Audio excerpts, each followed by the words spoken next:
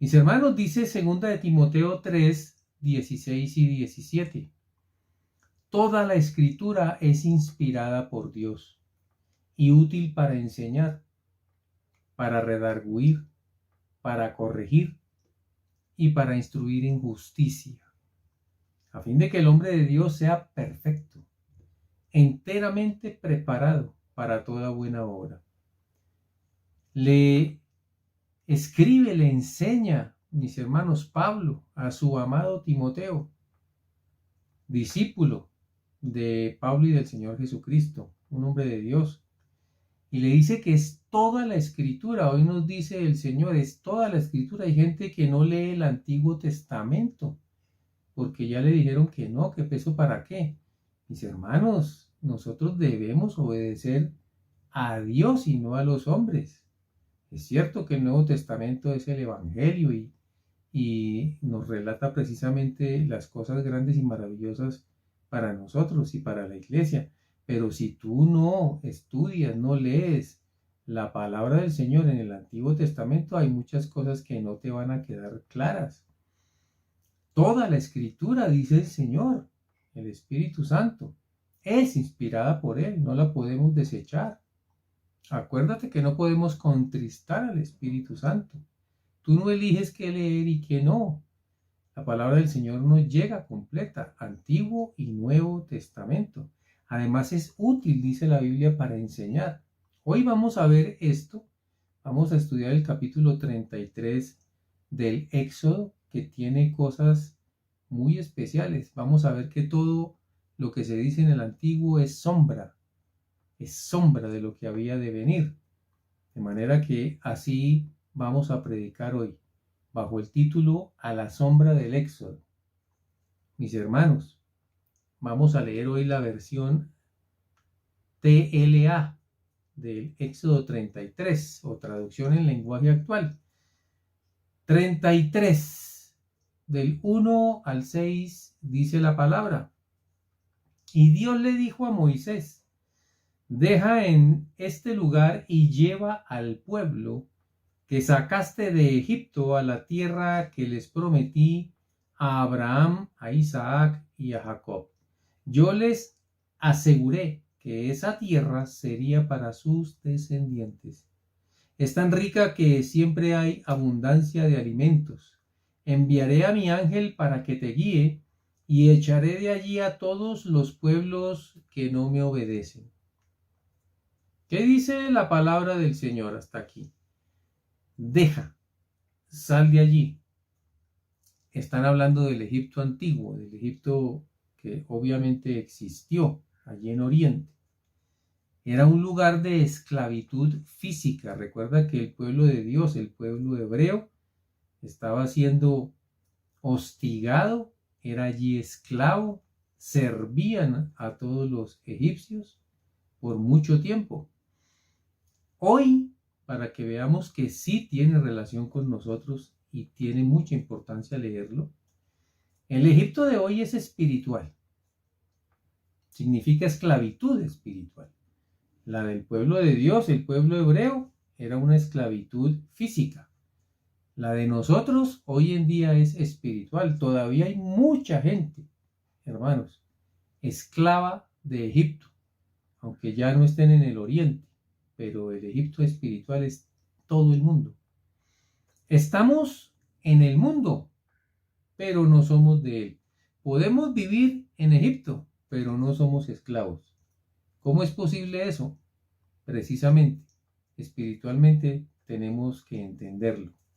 El Señor nos libertó, hermanos, y aunque estemos en este mundo, estamos esperando la gloriosa venida de nuestro Salvador, el día del rapto. Todo aquel que tiene fe en el Señor sabe que nos vamos de esta tierra, hermanos, antes de que vengan cosas terribles. La tierra prometida será para las generaciones venideras, dice esta palabra.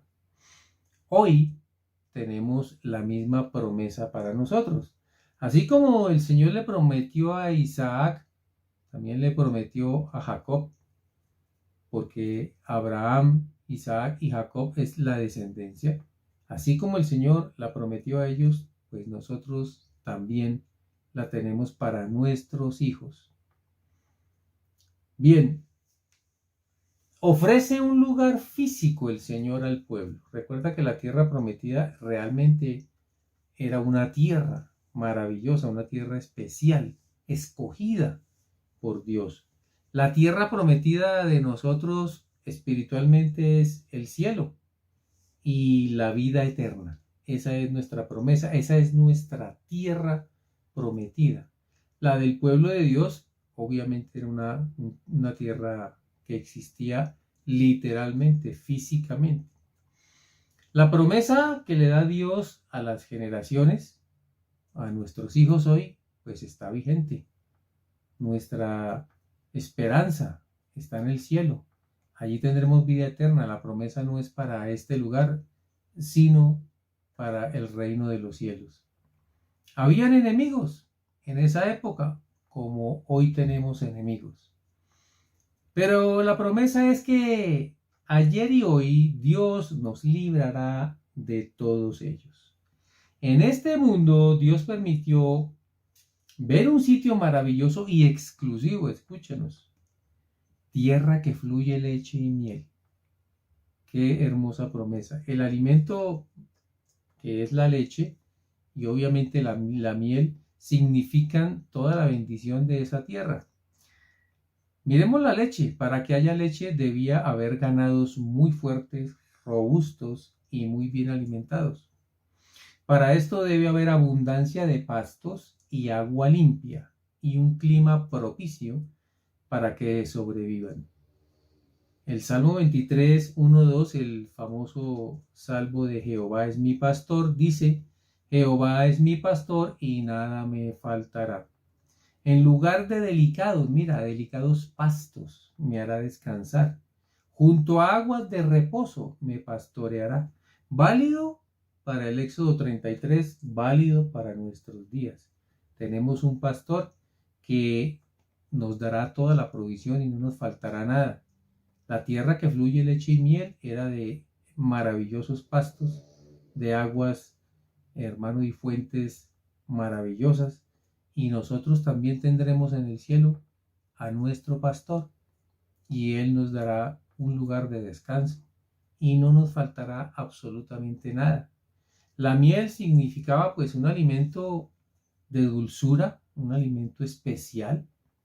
Se produce también bajo condiciones de una tierra fértil, de aguas puras, donde las abejas pues obtienen lo que requieren. Flores de diferentes colores, porque ellas buscan las más coloridas. Y eso pues trae un producto final que es muy especial. Nótese, hermano, que la tierra es para las generaciones.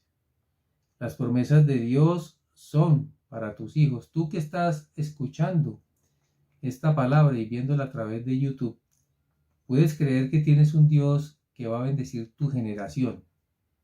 Puedes orar mientras escuchas la palabra y decir: yo tomo esa tierra, Señor, para mis hijos. Porque Dios es un Dios de generaciones.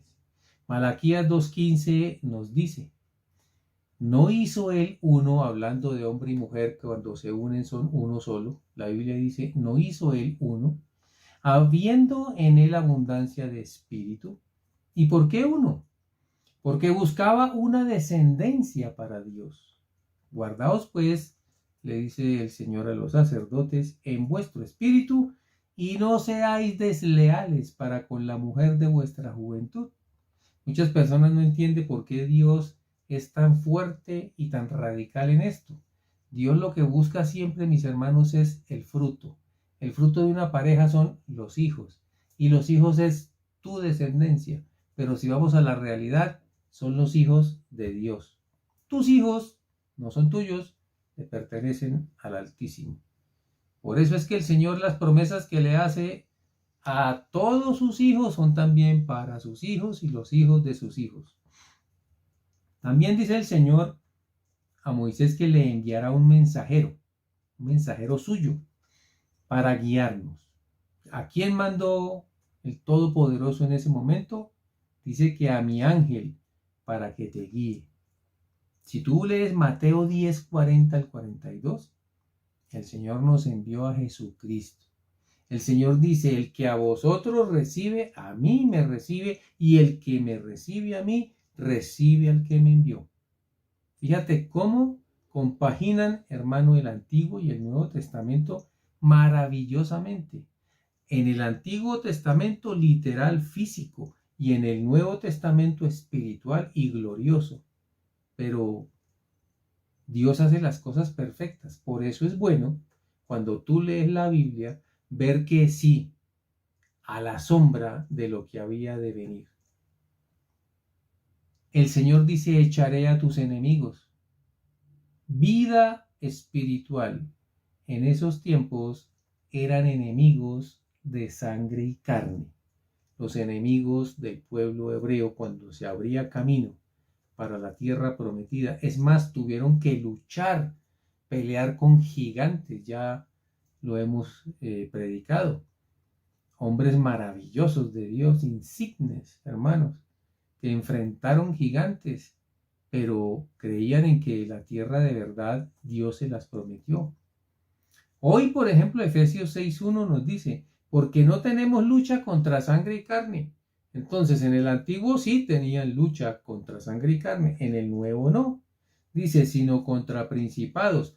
Hoy, hermanos, si ves que el espacio que estamos viendo, el escenario que se nos está abriendo, no es físico, sino espiritual, porque todo esto ha sido un camino a la tierra prometida. La tierra prometida es el cielo, por eso han pasado tantos años en la tierra para que al final lleguemos a nuestra meta final, que es el cielo, la casa de nuestro Padre. Contra principados, contra potestades, contra gobernadores de las tinieblas de este siglo, contra huestes espirituales de maldad en las regiones celestes. Estos son nuestros enemigos hoy.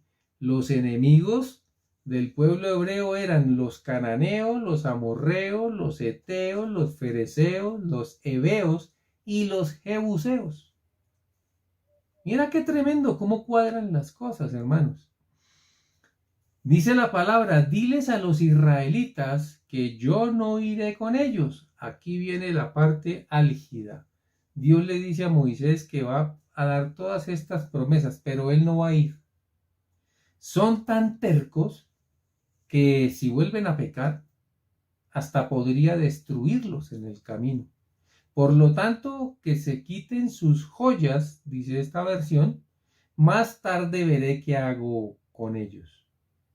La versión Reina Valera de Éxodo 33:5 nos dice, porque Jehová había dicho a Moisés, di a los hijos de Israel, vosotros sois pueblo de dura cerviz, tercos. En un momento subiré en medio de ti y te consumiré. Quítate pues ahora tus atavíos, para que yo sepa lo que te he de hacer. Hermanos, el pueblo se entristeció porque Dios les dijo que eran muy tercos y que por eso no iba a ir él con ellos. Les dice entonces que se despojen de todo, de sus vestiduras y de sus joyas. Desnudarse para el judío era humillante. Quitarle la ropa, desnudar a un judío, era la humillación más grande que alguien le podía hacer. Y ellos tenían que hacerlo delante de Dios, dejar la ropa, las joyas, pero una vez desnudos, en esa humillación con Dios, se arrepentían. Y Dios estaría después de ese arrepentimiento preparado para perdonar. Y después vendría su misericordia, que es nueva cada mañana. Mateo 4:1 nos dice, desde entonces comenzó Jesús a predicar y a decir, arrepentíos, porque el reino de los cielos se ha acercado. Mira lo que hizo el Padre entonces. El pueblo es muy terco, que se quiten sus vestidos y sus joyas y yo veré qué voy a hacer con ellos. ¿Para qué hizo él eso? Para que se arrepintieran. Y Jesús lo primero que vino a predicar a esta tierra fue arrepentíos, porque el reino de los cielos se ha acercado. El mensaje de antes y el mensaje de hoy es el mismo. Obedezcan, humíllense, arrepiéntanse. Por eso el bautismo de Juan era un bautismo para arrepentimiento. Lo mismo hizo el Padre con su pueblo. Muy bien, mis hermanos, dice la Escritura, cuando Moisés les dijo esto, entonces ellos se pusieron tristes. Dios los había reprendido con dureza y desde ese momento ninguno de ellos volvió a usar joyas. Mira, no las volvieron a usar porque se sintieron mal. La señal de arrepentimiento de todos los hombres a través de los tiempos es que no vuelven a ser los mismos. Porque arrepentirse es cambiar de manera de pensar. La exhortación del Padre, qué importante. Como todo niño en proceso de aprendizaje debemos ser reprendidos. La oración detonante la llamamos nosotros, hemos predicado de ella. Una oración donde le pedimos a Dios que haga lo que tenga que hacer con una persona para que no se pierda. La oración detonante significa necesitamos la mano poderosa de Dios porque la mano de Dios es para bien si nosotros tenemos con Él confianza. Job 5:18 dice, porque Él es quien hace la llaga y Él la vendará. Eso la gente no lo entiende. Dios, hermano, es un padre y Él es un padre perfecto y Él sabe que hay hijos que no van a retroceder y seguirán adelante en pecado.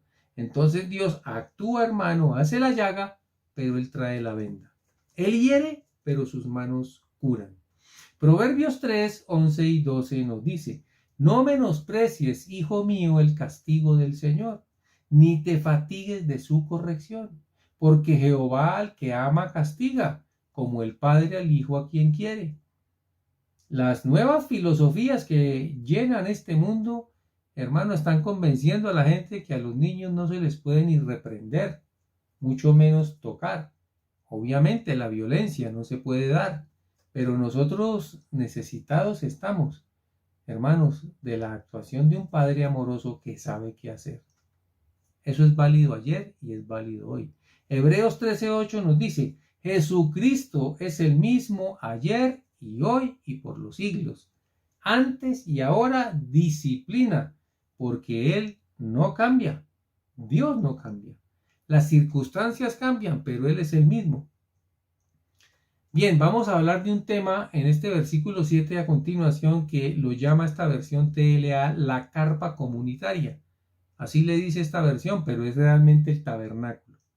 El versículo 7 de esta versión dice, Moisés colocó una carpa fuera del campamento y lo llamó carpa comunitaria. Si alguno quería hablar con Dios, salía del campamento y entraba en la carpa.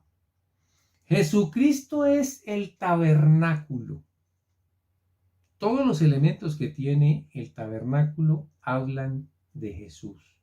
Entonces, dice la palabra, y cuando Moisés entraba en ella, o en el tabernáculo, todos se quedaban de pie junto a su propia tienda de campaña y lo seguían con la mirada hasta verlo entrar en la carpa. Cada uno se quedaba en su puerta, realmente en la puerta de su casa. Resulta, mis hermanos, que Jesucristo es la puerta. Juan 10, 9 y 10 dice, yo soy la puerta. El que por mí entrare será salvo y entrará y saldrá y hallará pastos. Mira cómo compagina el antiguo y el nuevo. Dice el versículo 9, tan pronto como Moisés entraba la columna de nube, recuerda que había una columna de nube que los guiaba en el día y era de fuego en la noche. Pero apenas entraba Moisés, la columna de nube bajaba y se colocaba a la entrada, a la puerta. Entonces todos se arrodillaban, mira, a la entrada de su propia tienda de campaña, mientras Dios hablaba con Moisés. Hermanos, todos recibían la presencia de Dios en sus propias casas, también lo hacían, y esa posición de rodillas nos habla de la oración.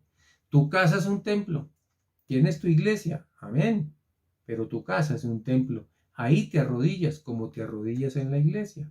Mira cómo las cosas parece que nunca hubieran cambiado. Circunstancias diferentes, desierto, calor, lo que tú quieras. Pero hoy, espiritualmente, es casi lo mismo. Mateo 6, 5, 6 nos dice, cuando ores la oración del Señor, no seas como los hipócritas, porque ellos aman el orar de pie en las sinagogas y en las esquinas de las calles para ser vistos por los hombres. De cierto os digo que ya tienen su recompensa, pero tú, dice el Señor, cuando ores, entra a tu cuarto, o sea, en tu casa, cierra la puerta, hay intimidad y ora a tu Padre, es igual. Esta oración la enseña Jesús, Nuevo Testamento, Padre nuestro, pero el Padre en aquella oportunidad hizo construir un tabernáculo que era una señal a la sombra del que había de venir. ¿Quién? Jesucristo. Hermano, el Padre está en secreto y tu Padre que ve en lo secreto te reconocerá en público. Siempre que Moisés entraba en la carpa comunitaria o el tabernáculo, hablaba con Dios personalmente, como si hablara con un amigo. Mira este mensaje que nos envía el Señor desde el Antiguo Testamento. Moisés hablaba con Dios como si fuera un amigo. Es lo que tú y yo debemos hacer hoy. Fíjate lo hermoso del mensaje del Antiguo Testamento, cómo compagina con el Nuevo. Después, Moisés regresaba al campamento, pero Josué, que era su ayudante, nunca se alejaba de la carpa o del tabernáculo. Ya Dios estaba preparando a Josué porque Josué era el que iba a entrar al pueblo a la tierra prometida. Recordemos que Moisés no entró al pueblo, lo entró Josué. Mira que Dios no deja nada suelto, Él ya tiene previsto todas las cosas. Moisés pide ver a Dios. El versículo 12 nos dice, Moisés le dijo a Dios, tú me ordenaste guiar a este pueblo, pero no me dijiste quién me ayudaría a hacerlo. También me dijiste que me amas y que confías en mí. Si eso es verdad, dime qué piensas hacer para que yo también llegue a amarte y tú sigas confiando en mí. No olvides que este pueblo es tuyo y no mío. Dios le contestó, yo mismo voy a acompañarte y te haré estar tranquilo.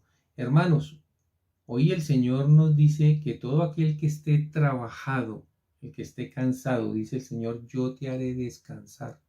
Las mismas palabras nos dice el Señor hoy en el Nuevo Testamento.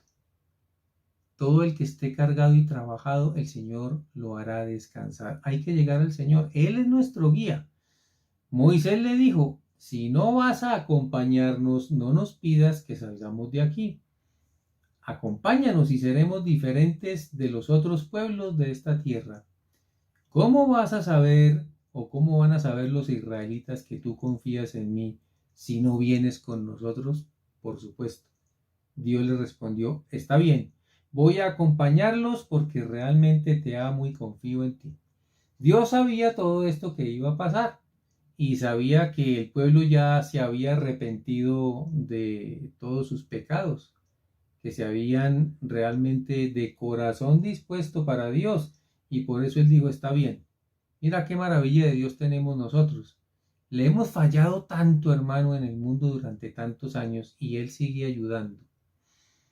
Entonces Moisés le dijo a Dios, permíteme verte, pero Dios le respondió, yo soy muy bondadoso con quien quiero serlo. Recuerda que Dios, hermano, es bueno con quien quiere, ama a todos, pero de forma especial conoce los corazones. Así que voy a mostrarte todo mi esplendor y voy a darte a conocer mi nombre, pero no podrás ver mi rostro. Nadie ha visto, dice la Escritura, el rostro de Dios, porque cualquiera que vea mi rostro morirá. Quédate junto a la roca que está a mi lado. Muy bien. Primera Corintios 10:4 y vamos a compaginar entonces con el Nuevo Testamento. Y todos bebieron la misma bebida espiritual, porque bebían de la roca, mira, la misma roca espiritual que los seguía, y la roca era Cristo. Una vez más, a la sombra, el Dios del cielo está diciéndote, quédate conmigo y hazte al lado de la roca. Cuando pase yo delante de ti, te colocaré en un hueco, una hendidura o una grieta de la roca y te taparé los ojos con mi mano hasta que haya pasado. Después quitaré mi mano y podrás ver mi espalda, pero mi rostro no lo verás. La roca tenía un hueco, una hendidura o una grieta. Jesús, que es la roca, fue herido por Moisés. Recuerda que él golpeó la roca y salió agua. Cuando golpeó la roca, Moisés, que representaba la ley, y Jesús fue herido, recuerda, por la ley. La Biblia dice que todo aquel que muere colgado de un madero es maldito. Esa es la ley para alguien que muere. Realmente hasta la maldición, Él se hizo maldición por nosotros, para que nosotros, hermanos, no tuviéramos esa carga de la ley. Moisés representa toda la ley, recordemos eso. En este versículo 23 termina entonces el capítulo 33 del Éxodo, el cual tomamos para este estudio. Hermanos, ustedes han visto la maravilla que es nuestro Dios, compaginando, cuadrando todos los aspectos del antiguo con el nuevo. Fíjate que es cierto que el antiguo es sombra de lo que habría de venir. Hoy lo hemos visto con otras señales en el Antiguo Testamento cumplidas con lo que realmente Jesucristo hizo después. Hoy Dios nos ha enseñado que debemos tener cuidado y hay que leer la palabra, toda la palabra, como le dijo Pablo a su discípulo Timoteo. Toda la escritura, tú lo estás viendo, es inspirada por Dios y nos es útil para lo que estamos haciendo, que es aprendiendo.